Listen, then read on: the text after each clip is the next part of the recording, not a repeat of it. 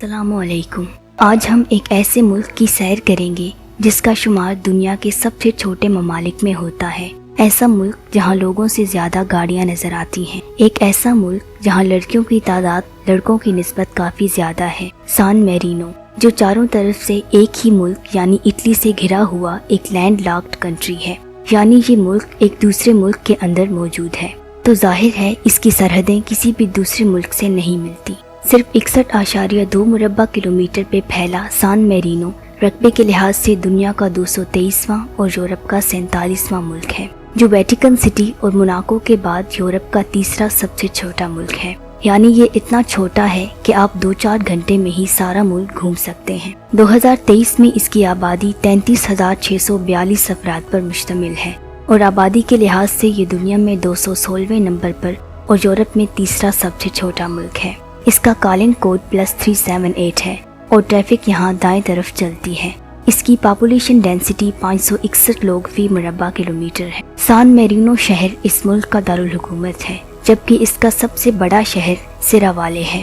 مذہبی لحاظ سے اس ملک کی 97% آبادی عیسائی مذہب کی پیروکار ہے، باقی کے 3% میں مسلم، یہودی، بدھ اور بہائی وغیرہ شامل ہیں۔ یورپین یونین کی مشترکہ کرنسی یورو ہی سان میرینو کی آفیشیل کرنسی ہے۔ 1 یورو کی قیمت پاکستانی کرنسی میں 318 روپے، انڈین کرنسی میں 90 روپے، بنگلہ دیشی کرنسی میں 120 ٹکا اور افغان کرنسی میں 97 افغانی ہے۔ اس ملک کی آفیشیل لینگویج اطالوی ہے۔ اس کے علاوہ اس علاقے کی تاریخی زبان روماگنول بھی بولی جاتی ہے، جو صرف عمر رسیدہ لوگ ہی بولتے ہیں۔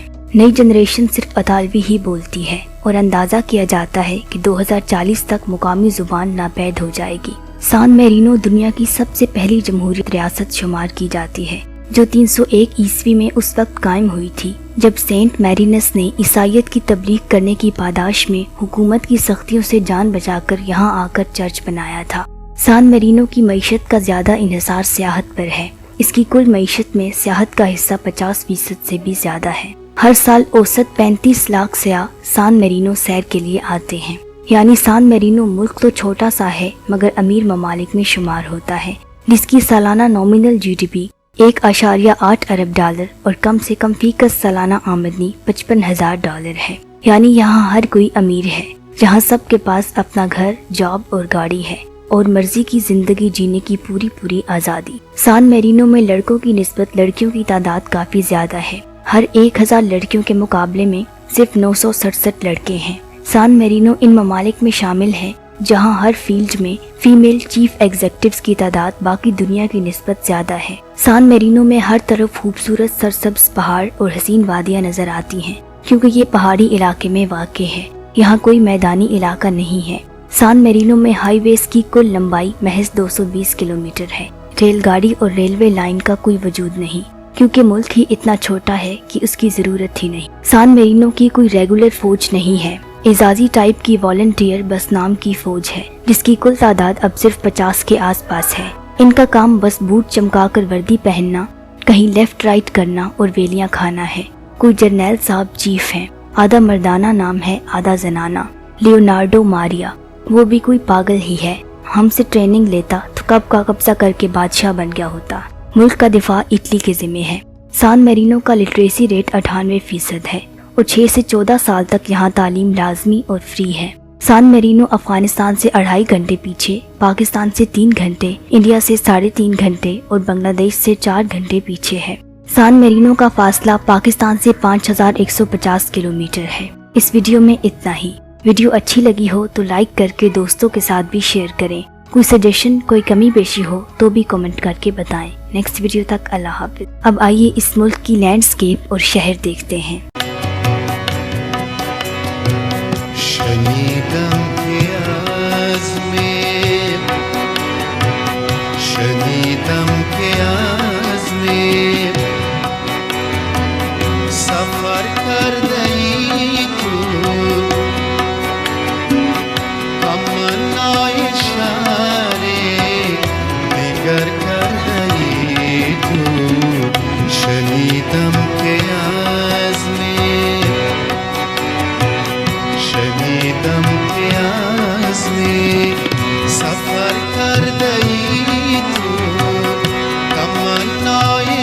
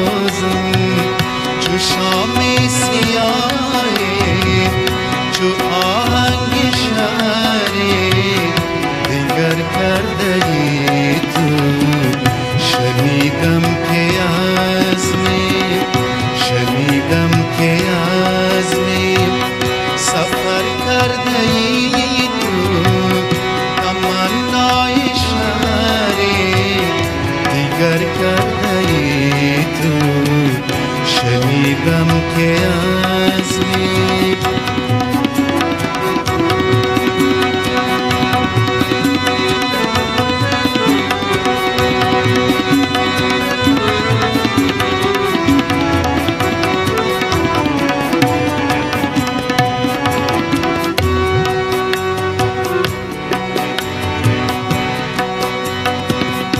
اگر تو نباشی چی گویم به گلها اگر تو نباشی چی گویم به گلها چی گویم به مهتاب چی گویم به دریا چی گویم به مهتاب چی گویم به دریا که بی تو بتابد که بی تو بتابد نه خورشید و نه ماه تو آهنگ شهری دیگر کرده ای تو شنیدم که عزمی شنیدم که عزمی سفر کرده ای تو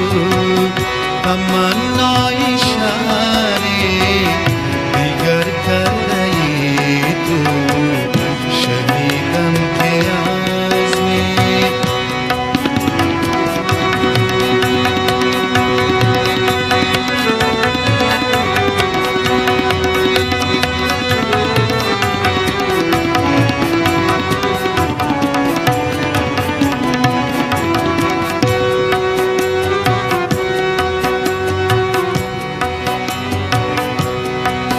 بیگانگی شده است در عالم مراد ما یادش بخیر هر کی نیفتد به یاد ما